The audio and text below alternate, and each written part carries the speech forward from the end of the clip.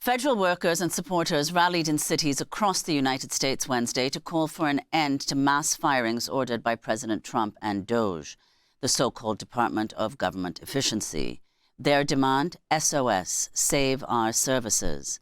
In just one example of the impact of the cuts, the U.S. Department of Agriculture said Tuesday it was seeking to rehire several agency employees who'd been assigned to the federal government's response to the H5N1 avian flu outbreak before their jobs were terminated as part of the Trump administration's mass firings. In a statement, the USDA said the workers were fired in error since their jobs are considered, quote, public safety positions. Here in New York, public workers held several rallies Wednesday. In a minute, we'll speak with one of the organizers. But first, this is Democratic Congressmember Alexandria Ocasio-Cortez addressing workers and their supporters who gathered in the bitter cold at an SOS rally in Foley Square Wednesday night. Elon Musk is not going after efficiency. He's not going after making these things better for people. He's trying to steal Medicaid so that he can enrich himself. He is trying to steal and gut NASA to line his pockets with SpaceX. He is trying to gut everything that is good in America for his own private profit. This is the culmination of what oligarchy is all about and what oligarchy seeks to do. It's the fusion of and the capture by the billionaire class of our democracy. That's what they're trying to do. But it's very important to understand that it is not sustainable. They may seem like they have power right now, but all of this dramatic action is trying to create the sense of inevitability, the sense of power, so that we abdicate in advance. I want everyone who is here and folks who are watching who are not here, especially our federal workers, to listen to me very carefully, because we have very specific instructions in this moment. And I don't say this as a Democrat. I don't say this as a person with any sort of specific political views in this moment. I say this as an American who has sworn an oath to the United States Constitution. And as someone who cares about this Constitution and who cares about this country, we have an obligation to resist kings. We have an obligation to resist oligarchs. We have a sworn duty to this nation to resist oligarchy, including any billionaire that tries to undermine our Constitution. America is not for sale.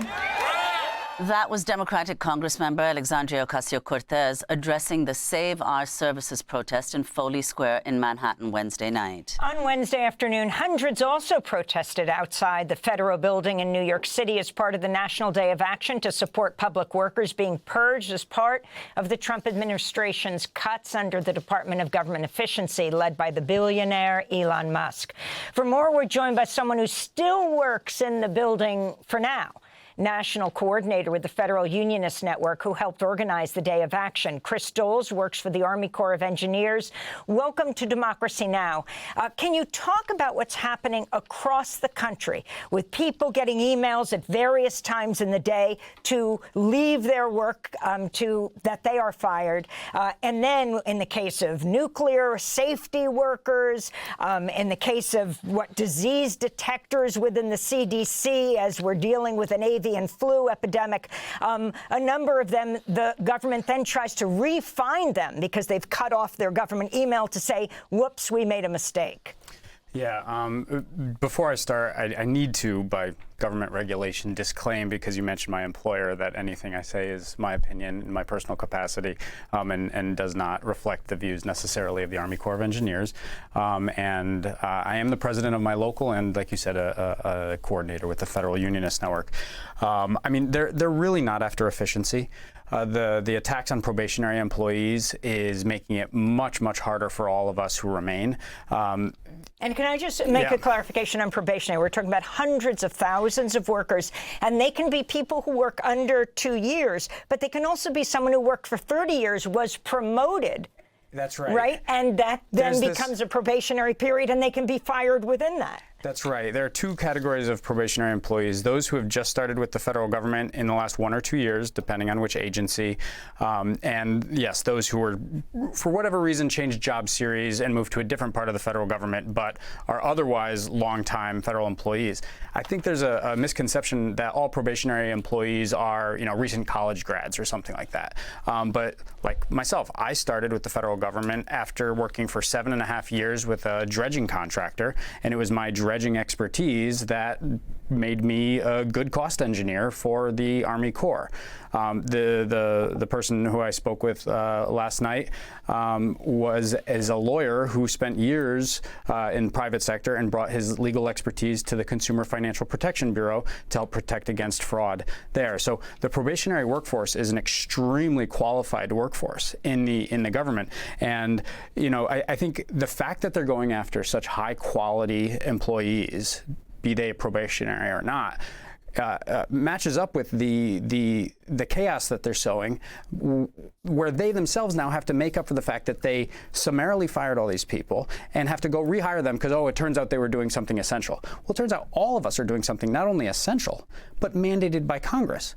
None of us do anything that's not mandated by Congress, which of course gets at the deeper, constitutional crisis element of what we're talking about here. The fact that all three branches of government are on board with this really begs the question of where the checks and balances are going to come from, and that's where the federal workforce and the broader workforce and labor movement need to step in, because we're the checks and we're the balances that are going to be able to stop this before they go any further. So, Chris, what is your message to other labor unions across the country? Yeah, so we picked the slogan, Save Our Services, SOS, on purpose, right? This is a distress signal coming from us in the federal sector. Yes, our workforce is under direct, immediate attack, and a lot of the media wants to tell the human interest story about how, our family lives, our lives are being disrupted. And yes, that's a story. But the bigger story, what they're really after, is to gut the services that all Americans depend on. You think about how many of us depend on home health aides. You think about the subsidies to schools that come through the Department of Education. You think about Medicaid that's now on the chopping block, or veterans health care, all the essential stuff that affects our ability to live our lives. That's what they're after. Because from Elon Musk's point of view, the more miserable we are, the less likely we are to fight back. They're trying to immiserate the working class, and they're doing it through the federal workforce. It's not about efficiency. It's not about the federal workforce. It's about gutting the services that create a safety net in this country, because the more miserable we are, the easier it is for them to exploit us. And you think, in fact, that they're going to come after private sector employees as well? They are. They're already going after the NLRB. Explain the National Labor Relations Board, how that connects the two. Yeah, the National Labor Relations Board is staffed by federal workers, many of whom are active in the Federal Unionist Network alongside folks from all the agencies. And at the NLRB, their job is to uphold the right to organize, the ability to keep an abusive boss in check, all the things that allow for workers to push back against their exploitation and the abuse of management. People like Elon Musk, really big bullies in their workplaces. That is enshrined by law, and it's carried out by the NLRB. And they've already pursued unprecedented attacks on that agency, and we know it's going to get worse. We know that Elon Musk has lawsuits that he's hoping to get in front of the Supreme Court soon to actually declare the NLRA, which is the act that established the NLRB, unconstitutional. So, and do you think there's a relationship between the fact that there are complaints against Elon Musk at the NLRB and the Equal Employment Opportunity Commission, two of the first agencies he went after? Totally, and the Consumer Financial Protection Bureau. You know, Tesla has a financing operation that is meant to be regulated by the Consumer Financial Bureau, and go figure, the man is going after the very agencies that regulate his businesses.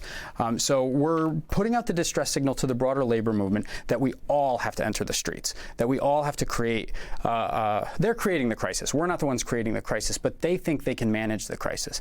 Our job is to prove to them that it's unmanageable, and to make it unmanageable. You know, this is grand theft government. They are pursuing the biggest theft in world history, probably, given the scale that we're talking about.